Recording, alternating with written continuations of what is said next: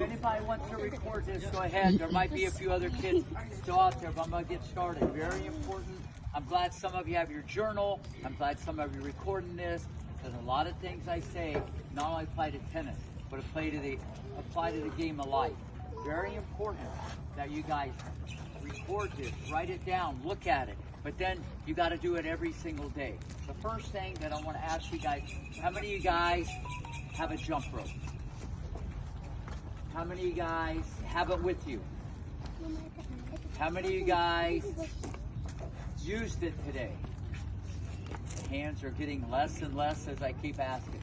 How many of you guys do 2,000 a day? Okay, now we're starting. Okay, number one, how many of you guys want to improve your footwork? Pay attention. How many of you want to get quicker? How many of you want to keep popping the popcorn, extra butter? Not eat it. I mean, that's your fault. Listen, you guys, you got to listen to what I'm saying. Every single day, wherever you live, and you get out of that car, pay attention. Starting now, you're going to skip from that car to the court. There's no more walking. If you walk, what do you get better at? Walking. You guys have mastered that. Okay, we don't need that anymore. Okay?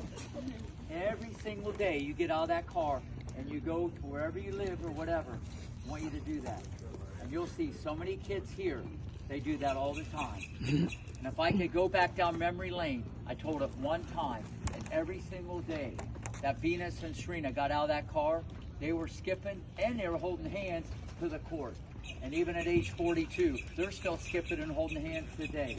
I'm just telling you right now, you got to work on your footwork.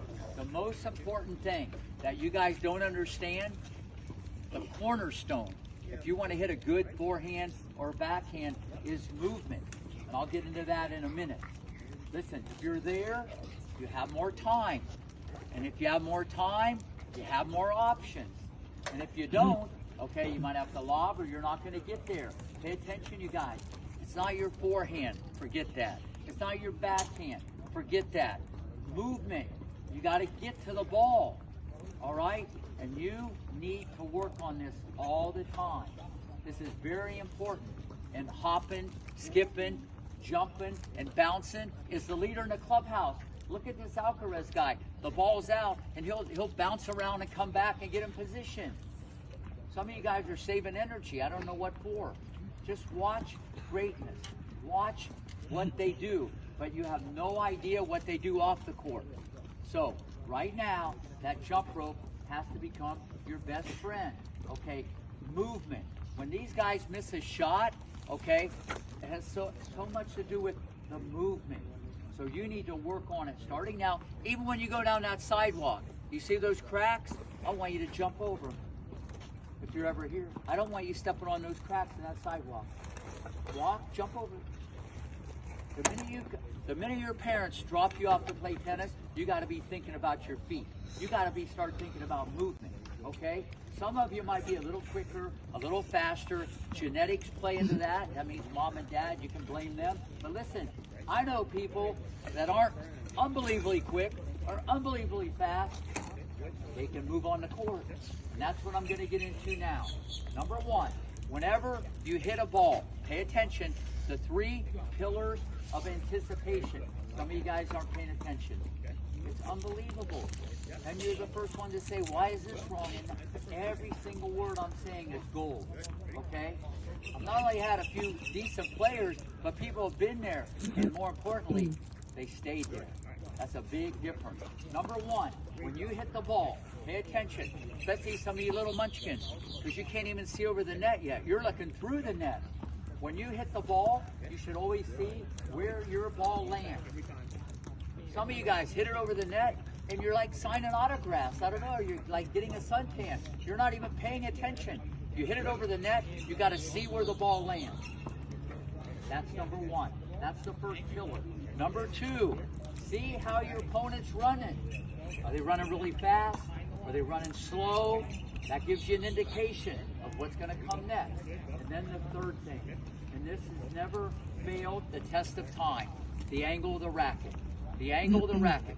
you got to look at the angle of the racket before they hit the ball. So if you see where your ball lands, and you see how they're running, and you look at the angle of the racket, and this is all processed as you're playing a point, you're going to have a feeling what's coming next. And that's what we call anticipation. Okay? Some people just know where the ball's going before you even hit it. And they might not even be super fast or quick. There was a girl back in the day, Martina Hingis. She knew where you're going to hit it before you even thought about where to hit it. Pay attention. No, this is so important that you guys understand. Besides the jump rope, and the hopping, and the skipping, and the bouncing, and popping the popcorn, extra butter. You want to get quicker, and you want to get faster, you got to get smarter. But this is the cornerstone. This isn't golf, where you just stand there, boom, hit the next shot. You got to be able to move. And movement comes in all kinds of shapes and sizes. You guys got to work on it physically, but the leader in the clubhouse is work on it mentally.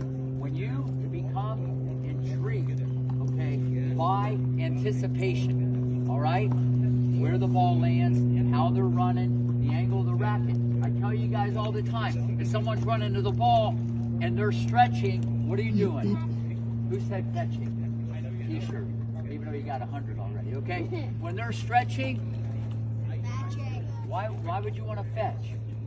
What are they going to do? Where are they going to hit it? Short or deep? Here's what happened. You hit a great shot. The girl's running, or the guy is running like that, and you're hanging back. You're just like hanging out, having a good time. You're not even paying attention until the ball hits. Then you run like a squirrel, okay? Nothing against squirrels. I kind of like squirrels. No, then you run crazy. Very important what I'm talking about. This is the leader in the clubhouse. The last thing, always